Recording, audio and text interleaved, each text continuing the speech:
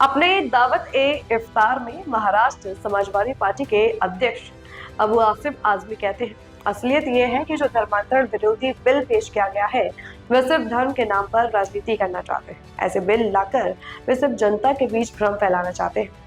मेरा पक्का मानना है कि डॉक्टर भीमराव अंबेडकर द्वारा बनाया गया कानूनी ढांचा ही इस देश को चलाने के लिए सबसे मजबूत नींव है। यह हर धर्म के लिए समानता पक्का करता है और इस प्रक्रिया में दखल देकर सांप्रदायिकता को बढ़ावा देकर ये लोग सिर्फ नफरत भड़काना चाहते हैं और कुछ नहीं।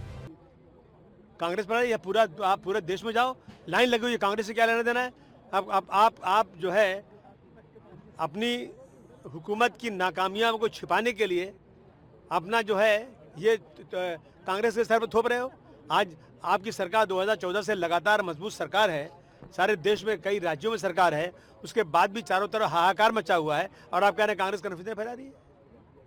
जिस तरीके से भाई मिलट में भी हम देख रहे हैं कि जो सड़क पर नमाज पढ़ने पर पासपोर्ट जब्त किया जाएगा, ऐसा पुलिस से कह रही है, कैसे देखते हैं? जब्त कर लो सारे मुसलमानों का पासपोर्ट, लाओ बंदूक से गोली मार दो सारे मुसलमानों को, दरिया में फेंक दो। ये अगर तुम्हारी यही नीयत है, तुमको रिलीजन के नाम पर मुसलमानों को बर्बाद करना है, तो तुम्हारी सरकार है, तुम्हारा अहंकार है, जो चाहो कर लो, लेकिन ये संविधान के खिलाफ है। इलाहाबाद हाईकोर्ट ने फटकार लगाई जिस तरीके से संभल में मस्जिद को लेकर नमाज को कैसे देखते हैं? फटकार किस पे लगाई?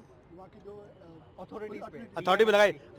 मैं इलाहाबाद हाईकोर्ट से निवेदन करूंगा कि सिर्फ फटकार काफ़ी नहीं है, ऐसे लोगों को जेल भेजिए और एक मैसेज दीजिए कि किसी ने भी नमाज पढ़ने पे कहीं रोक लगाई, कुछ किया तो उसको जेल होगी और 2-4 साल की जेल होगी, ताकि इस देश का अमन शांति बनी रहे। तो यहाँ पर सोमैया जो मुद्दा उठाते हैं, क्या आप भी यही चाहते हैं मुंबई? हम क्या चाहते हैं? हम चाहते हैं कि नमाज को लेकर हम चाहते हैं कि सब आप लोग, जब नमाज का वक्त एक सही टाइम पे होता है, नमाज का ऐसा नहीं कि 1:30 बजे टाइम है तो 5 बजे पढ़ लो, तो जहाँ आदमी रहेगा वहाँ नमाज पढ़ेगा। तो नमाज पढ़ने के लिए लोगों को छूट मिलना चाहिए। मैं अगर असेंबली में 1:30 बजे रहूँगा, नमाज होगा, टाइम होगा, तो मुझे असेंबली में किसी कोने खांचे में किसी कमरे में नमाज पढ़ना ही पड़ेगा। अगर मुझे रोकेंगे तो मैं समझता हूँ मेरे फंडामेंटल राइट पे आप डाका डाल रहे हैं। भाई जिस तरीके से सोनम वांगचुक को उनका डिटेक्शन रद्द किया गया, जिससे उनको अरेस्ट किया गया था, सर केंद्र सरकार ने रद्द किया, कैसे देखते हैं? नहीं, उनको पहले ही छोड़ना चाहिए था। उनके साथ बहुत ज्यादती हुई है।